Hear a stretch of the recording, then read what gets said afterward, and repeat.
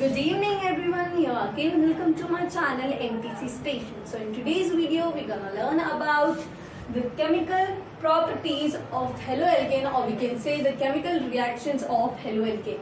So these are of three types. First is NSR, that is nucleophilic substitution reaction.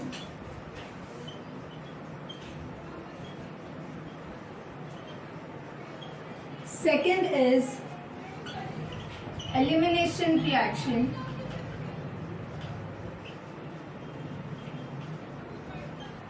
And third is reaction with metals.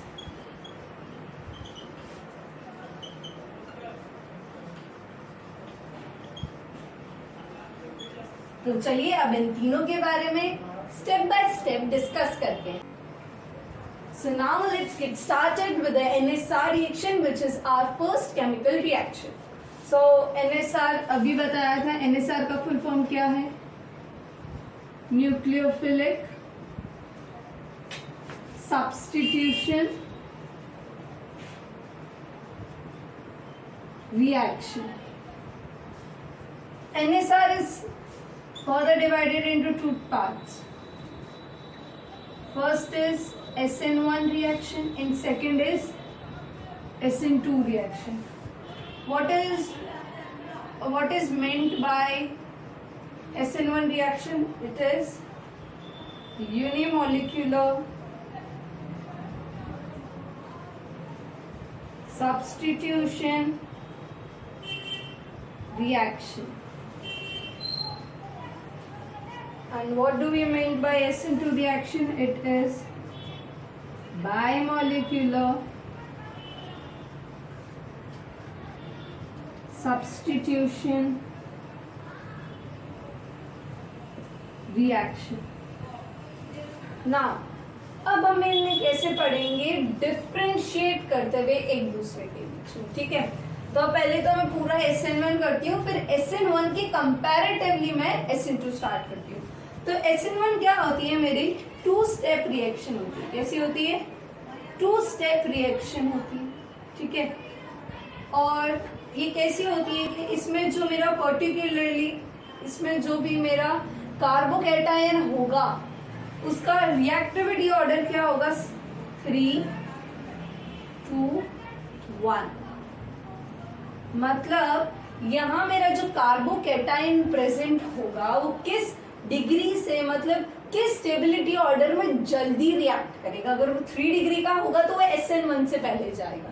अगर वो 3 degree का होगा तो वो SN1 से पहले जाएगा, फिर 2 डिग्री, फिर 1 डिग्री आएगा. तो मैं यहाँ एग्जाम्पल में क्या लेती हूँ? 3 डिग्री वाला लेती हूँ. तो 3 डिग्री में क्या है? ये कार्बन है, इससे फर्दर 3 कार्बन अटैच्ड है. और जैसे कि मेरे को हेलोएल्केन लेना है तो मैंने एक Br ले लिया.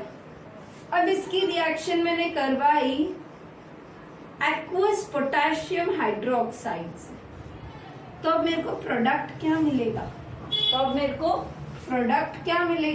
तो वो प्रोडक्ट निकालने के लिए मैं SN1 का यूज में ले लेती हूँ. ठीक है, अब SN1 को यूज में लेते हुए मैं क्या करूंगी? टू स्टेप रिएक्शन होती है. तो फर्स्ट स्टेप में तो मैं क्या करूंगी? ये जो Br है, जो मेरे को हेलोएल्केन दे रखा है, इसको ब्रेक कर देती हूँ. ठीक है, तो फर्स्ट स्टेप से स्टार्ट करें तो ये जो मेरा हेलोएल्केन है CCH3 CH3 Br, slow step में क्या होगी? ब्रेक होगी, जिसमें मेरा जो Br होगा वो यहाँ से निकल जाएगा. जो मेरा Br होगा वो यहाँ से क्या हो जाएगा? रिमूव हो जाएगा. वो यहाँ एक कार्बोकैटायन फॉर्म कर देगा. तो मेरे पास यहाँ क्या फॉर्म होगा? CH3 प्लस का साइन, क्योंकि ये कार्बोकैटायन है और ये Br मेरा चला गया बाहर. अब आते हैं सेकेंड स्टेप में, जिसमें रिएक्ट करेगा मेरा aqueous KOH, aqueous potassium hydroxide. तो अब सेकेंड स्टेप में क्या होगा? मेरा जो मेरा ये कार्बोकैटायन फॉर्म हुआ है CH3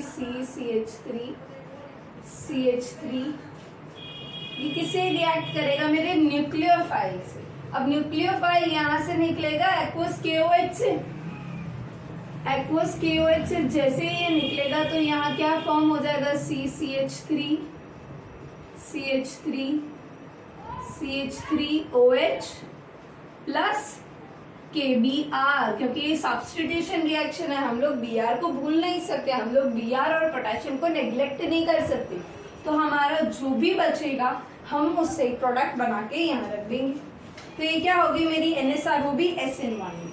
तो NSR में अभी तक हमने क्या देखा, ये स्टेबिलिटी ऑर्डर फॉलो करेगा, ये 2 स्टेप रिएक्शन होती है, SN1 का full form unimolecular substitution reaction होता है। ये इसकी मैकेनिज्म हो गई जो 2 स्टेप में होती है। पहला स्टेप कैसा होगा, स्लो होगा, और दूसरा कैसा होगा, फास्ट होगा। तो आई होप आपको SN1 तो एकदम क्लियर है। So now let's see about the SN2 reaction, that is biomolecular substitution reaction। तो biomolecular substitution reaction के लिए सबसे पहले हमें क्या देखना है, इसका स्टेबिलिटी ऑर्डर जो क्या होगा, 1 डिग्री, 2 डिग्री, देन 3 डिग्री। ठीक है, ये बिल्कुल SN1 के अपोजिट होगी। तो अब इसकी रिएक्शन के लिए, एग्जाम्पल के लिए एक्सप्लेन करने के लिए मैं क्या लेती हूँ, पहले तो ले लेती हूँ मेरा 1 डिग्री कार्बन। तो ये हो गया 1 डिग्री कार्बन, जो हेलो एल्केन भी होना चाहिए, तो ये मैंने ले लिया Br, जो रिएक्ट करवा रहा है एक्वस पोटेशियम हाइड्रोक्साइड से to give a certain product. अब ये सर्टेन प्रोडक्ट हमें SN2 रिएक्शन से निकालना है। तो अब SN2 रिएक्शन कितने स्टेप्स में होती है, SN2 रिएक्शन होती है 1 स्टेप रिएक्शन। यहाँ एक ही स्टेप में मेरे पास ट्रांजिशन स्टेट फॉर्म होगा मिली सेकेंड्स के लिए, उसके बाद मेरे पास प्रोडक्ट आ जाएगा। ट्रांजिशन स्टेट क्या होता है, अगेन अ न्यू टर्म। तो ट्रांजिशन स्टेट एक ऐसा स्टेट होता है जब कार्बन अपने टेट्रावेलेंट से छोड़ के एक सर्टेन पॉइंट के लिए क्या हो जाता है, पेंटावेलेंट हो जाता है। ठीक है, वो पेंटावेलेंट एक्चुअली नहीं होता है, वो बस एक पॉइंट के लिए 5 चीजों को अपने से जोड़ के रखता है। तो इस रिएक्शन को देखते हैं, जैसे ये मेरा C हाइड्रोजन से जुड़ा हुआ है, फिर ये यहाँ Br से जुड़ा हुआ है, फिर ये रिएक्ट करवा रहा है मेरे एक्वस पोटेशियम हाइड्रोक्साइड के साथ। तो अब यहाँ जो मेरा न्यूक्लियोफाइल है उसके पास अपॉर्चुनिटी है कि वो हेलोजन के अपोजिट रिएक्ट करे। वो किसके अपोजिट रिएक्ट करेगा, हेलोजन के अपोजिट रिएक्ट करेगा। तो अब ये रिएक्ट करने के बाद क्या बनाएगा, ट्रांजिशन स्टेट बनाएगा। तो ट्रांजिशन स्टेट के लिए क्या हो गई, ये हो गए मेरा हाइड्रोजन। अब यहाँ जो Br और OH है वो एक साथ लग रहे हैं, मतलब 3 तो आ गया, मेरे को एक ही चाहिए लेकिन यहाँ 2 है। तो अब मैं दोनों को क्या दूंगी, आधा पोर्शन में दे दूंगी Br को और आधा रख लूंगी OH के पास। तो आधे आधे से क्या हो जाएगा, यहाँ डॉटेड लाइन से रिप्रेजेंट करेंगे। तो डॉटेड लाइन से Br और ये डॉटेड लाइन से आ गया OH। तो अब ये सर्टेन पॉइंट के लिए क्या फॉर्म हो गया मेरे पास, ट्रांजिशन स्टेट। क्या फॉर्म हो गया मेरे पास, ट्रांजिशन स्टेट। अब ये ट्रांजिशन स्टेट मिली सेकेंड्स के लिए हुआ, उसके बाद क्या होगा, यहाँ से Br निकल जाएगा। Br क्या होगा, इस ट्रांजिशन स्टेट से निकल जाएगा, जिसकी वजह से जो बचे हुए होंगे वो क्या फॉर्म करेंगे, CH3OH, जो मेरा SN2 का क्या होगा, मेजर प्रोडक्ट इस कंपाउंड का। तो यहाँ अब मेरा मेजर प्रोडक्ट क्या आ गया, यहाँ ये आ गया। तो ये हो गई मेरी SN2 की मैकेनिज्म, या फिर कह सकते हैं रिएक्शन और एक्सप्लेनेशन। ठीक है, तो आप एक बार दोनों रिएक्शंस को अच्छे से देख लीजिए। आई होप कोई डाउट नहीं होगा आप लोगों को। तो ये जो प्रोडक्ट था CH3OH वो है मेरा SN2 का रिएक्शन, जो मेरी SN2 से प्रोडक्ट बना है ट्रांजिशन स्टेट के बाद। और SN1 में ये जो प्रोडक्ट है ये है मेरा मेजर प्रोडक्ट, जो न्यूक्लियोफाइल से अटैच्ड है। ये प्रोडक्ट क्या है, मेरा मेजर प्रोडक्ट है किसका, SN1 रिएक्शन की, वो भी किसकी, इस कंपाउंड। ठीक है,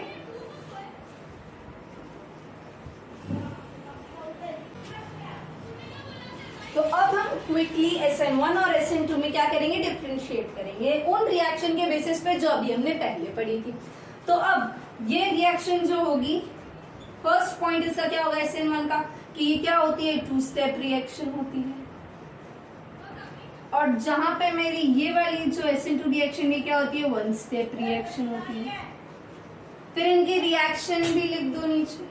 फिर इसके बाद सेकेंड पॉइंट क्या बनेगा मेरा कि यहाँ पे जो रेट ऑफ रिएक्शन है वो किस पे डिपेंड करेगी। तो यहाँ पे जो मेरी रेट ऑफ रिएक्शन है SN1 में डायरेक्टली प्रोपोर्शनल होगी किसकी कंसेंट्रेशन के, बस एल्काइल हैलाइड की कंसेंट्रेशन पे। जबकि यहाँ जो मेरी रेट ऑफ रिएक्शन होगी इन SN2 reaction, rate of reaction in SN2 reaction is directly proportional to both alkyl halide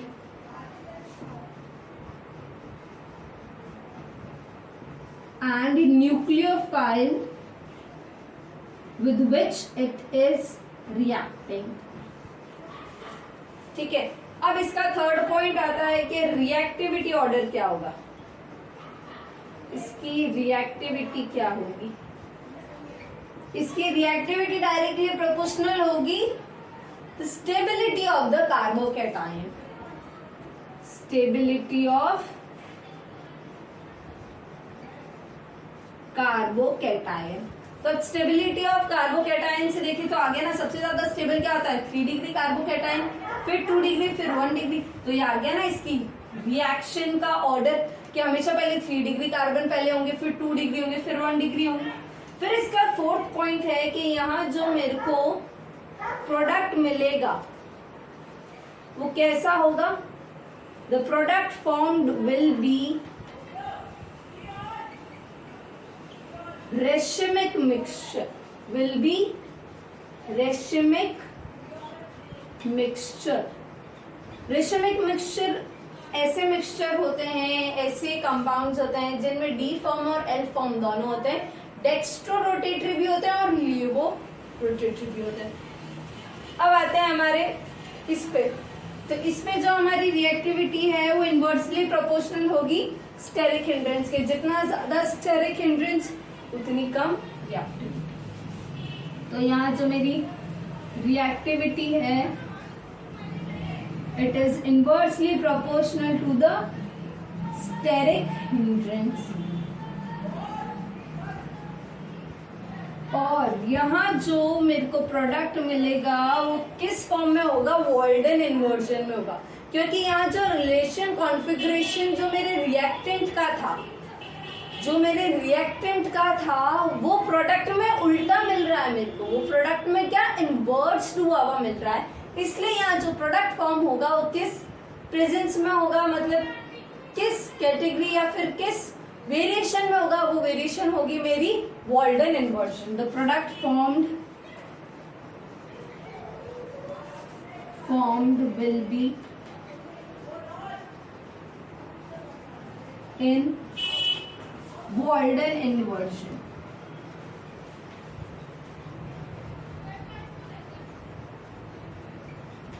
अब अगर रिएक्शन के बेसिस पे देखें जो हमने पहले की थी उस पे यहाँ जो इंटरमीडिएट फॉर्म हुआ था वो क्या था, कार्बोकैटायन। तो आ गया इंटरमीडिएट विल बी कार्बोकैटायन। और यहाँ इंटरमीडिएट फॉर्म नहीं होगा, यहाँ इंटरमीडिएट की जगह क्या फॉर्म होगा, transition state will be formed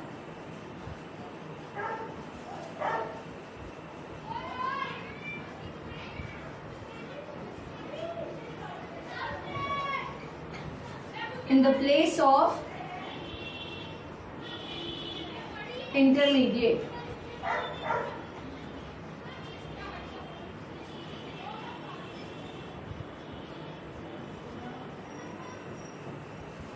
तो इसी के साथ मेरी NSR न्यूक्लियोफिलिक सब्स्टिट्यूशन रिएक्शन खत्म होती है। इसमें ज्यादातर ये प्रीवियस ईयर का क्वेश्चन है कि SN1 और SN2 में डिफरेंशिएट करो, इनकी मैकेनिज्म पे क्वेश्चन आ जाता है, इन पे कंपैरिजन के क्वेश्चंस आ जाते हैं कि कौन सा मेटल या फिर नहीं सॉरी कौन सा कंपाउंड ज्यादा रिएक्टिव है कौन सा नहीं है, इस बेसिस पे क्वेश्चन आ जाते हैं। तो आई होप आपको न्यूक्लियोफिलिक सब्स्टिट्यूशन रिएक्शन क्लियर होगी।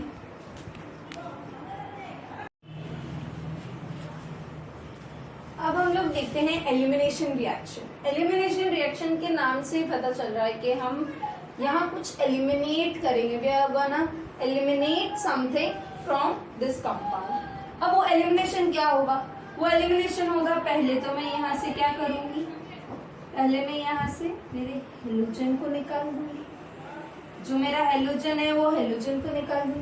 हेलोजन को निकालने के बाद मैं एक हाइड्रोजन भी निकालूंगी यहाँ से।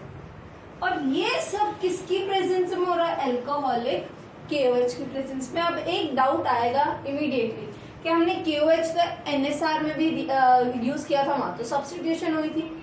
जब हम पोटेशियम हाइड्रोक्साइड एक्वस फॉर्म में लेते हैं, जब वो हम उसे एक्वस फॉर्म में लेते हैं तो वहाँ पोलैरिटी लो नहीं होती है, वहाँ पोलैरिटी क्या होती है? हाई होती है, जिसकी वजह से वहाँ क्या होती है? सब्स्टिट्यूशन रिएक्शन होती है। लेकिन जब हम अल्कोहलिक KOH लेते हैं तो यहाँ पोलैरिटी क्या हो जाती है? कम हो जाती है। लो पोलैरिटी की प्रेजेंस में, लो पोलैरिटी होने के कारण यहाँ क्या होगा? मेरा एलिमिनेशन रिएक्शन होगा। अब एलिमिनेशन रिएक्शन क्या कहता है कि जो मेरा हेलोजन एटम है, the halogen atom from beta carbon atom gets eliminated with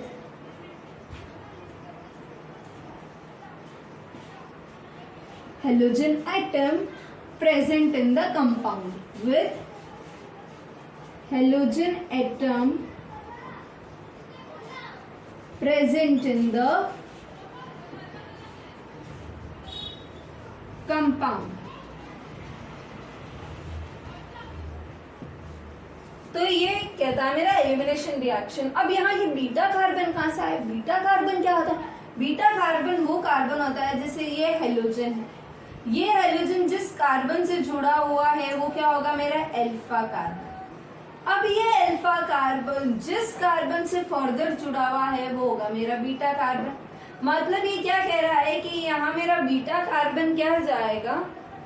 beta carbon में से एक हाइड्रोजन जाएगा और ये हेलोजन चला जाएगा। लेकिन हेलोजन ये मैंने एलिमिनेट तो कर दी, ये स्टेटमेंट अभी भी आधा है।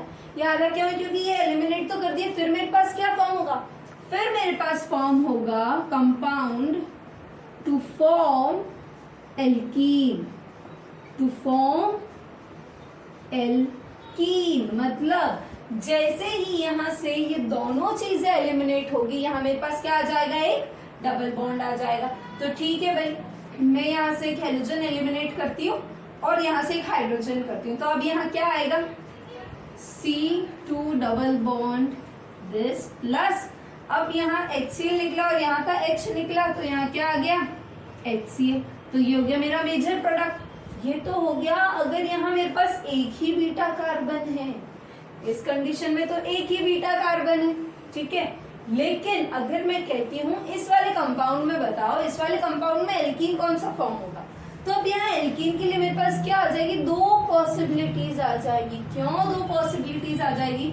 क्योंकि हेलोजन से जो कार्बन जुड़ा हुआ है वो हो गया मेरा अल्फा। अब इस कार्बन से जो फर्दर कार्बन जुड़ा हुआ है वो क्या होता है? मेरा बीटा। लेकिन यहाँ मेरे पास बीटा की 3 वैल्यूज आ गई कि मेरा बीटा ये भी है, ये भी है और ये भी है। तो अब मैं इन तीनों बीटा में से कौन सा वाला बीटा कार्बन सेलेक्ट करूं? तो अब इन दोनों में देखें तो ये दोनों तो सिमिलर ही है, तो ये एक दूसरे से कैंसिल आउट हो जाते हैं। तो मैं मान के चलती हूँ ये दोनों सेम ही है। अब मैं इसको यहाँ लिखूँ, इसको यहाँ लिखूँ, it is a same thing, ठीक है। तो अब इन दोनों बीटा में से अगर मैं रफली एक बार आइडिया लगाऊं तो मेरे पास यहाँ 2 प्रोडक्ट बनेंगे। अगर मैं यहाँ से हाइड्रोजन निकालूं तो यहाँ डबल बॉन्ड लग जाएगा, यहाँ से हाइड्रोजन निकालूं तो यहाँ डबल बॉन्ड बन जाएगा। तो अब यहाँ तो 2 प्रोडक्ट फॉर्म हो गए ना। तो पहले मैं दोनों प्रोडक्ट फॉर्म कर लेती हूँ। मेरे पास क्या क्या प्रोडक्ट बनेंगे? एक प्रोडक्ट तो बनेगा जब मैं यहाँ से हाइड्रोजन एटम निकाल रही हूँ, इस वाले CH3, इस वाले बीटा कार्बन से, ठीक है। तो यहाँ मेरा क्या आ जाएगा? डबल बॉन्ड आ जाएगा। तो ये कंपाउंड बनेगा मेरा कुछ ऐसा, और एक बन जाएगा मेरा, तो इसके साथ क्या निकला? मेरा HBr निकला। और इसके साथ एक और पॉसिबिलिटी क्या आ जाएगी कि मेरा ये बन रहा है CH3 double bond CH double bond CH3 plus HBr। ये तो मैंने दोनों केसेस बना दिए, लेकिन इनमें से ट्रू वाला कौन सा है? ये वाला या फिर ये वाला? तो इसके लिए क्या मेरे पास एक रूल है, इसके लिए मेरे पास एक स्टेटमेंट है जो आप ऐसे वाले क्वेश्चंस के लिए जस्टिफिकेशन मिलता है उससे, वो मतलब वो स्पेसिफाई कर देता है कि ये वाला सही है या फिर नीचे वाला सही है। तो वो रूल क्या है मेरा, सेटजेफ rule.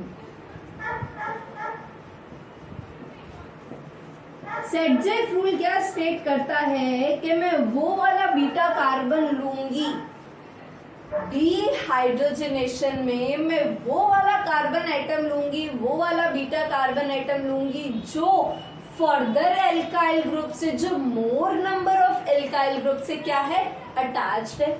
So Saytzeff rule states that beta carbon, or we can say in dehydrogenation,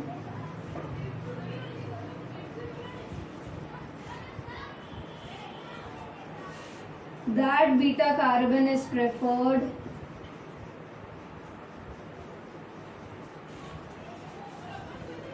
carbon atom is preferred which is further attached to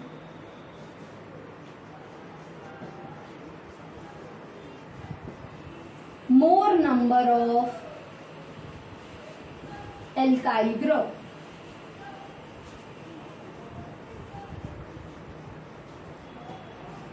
तो ये मेरा सेटजेफ रूल कहता है। अब सेटजेफ रूल के अकॉर्डिंग देखो तो वो वाला बीटा कार्बन एटम लेना है जो further more number of alkyl group से अटैच है। तब ये वाला बीटा कार्बन ले लूं या फिर ये वाला ले लूं, ये दोनों तो आगे कोई दूसरे कार्बन से जुड़े हुए ही नहीं, तो मतलब they are not attached to any alkyl group in further. But लेकिन अगर हम ये वाला बीटा कार्बन देखें, अगर मैं ये वाला बीटा कार्बन एटम देखूं तो ये फर्दर इस वाले CH3 से अटैच्ड है, मतलब 0 से 1 अच्छा है ना। तो मोर कौन अटैच्ड है, ये वाला सेकेंड वाला बीटा कार्बन। तो मेरा मेजर प्रोडक्ट दोनों बनेंगे मेरे पास, लेकिन मेजर प्रोडक्ट कौन सा होगा, जो सेटजेफ रूल फॉलो करता है। तो सेटजेफ रूल के अकॉर्डिंग मेजर प्रोडक्ट हो गया ये और माइनर प्रोडक्ट हो गया ये। तो ये थी मेरी एलिमिनेशन रिएक्शन। और आपका ये लास्ट वाला क्वेश्चन क्या होगा, होमवर्क। ओके तो ये थी मेरी एलिमिनेशन रिएक्शन।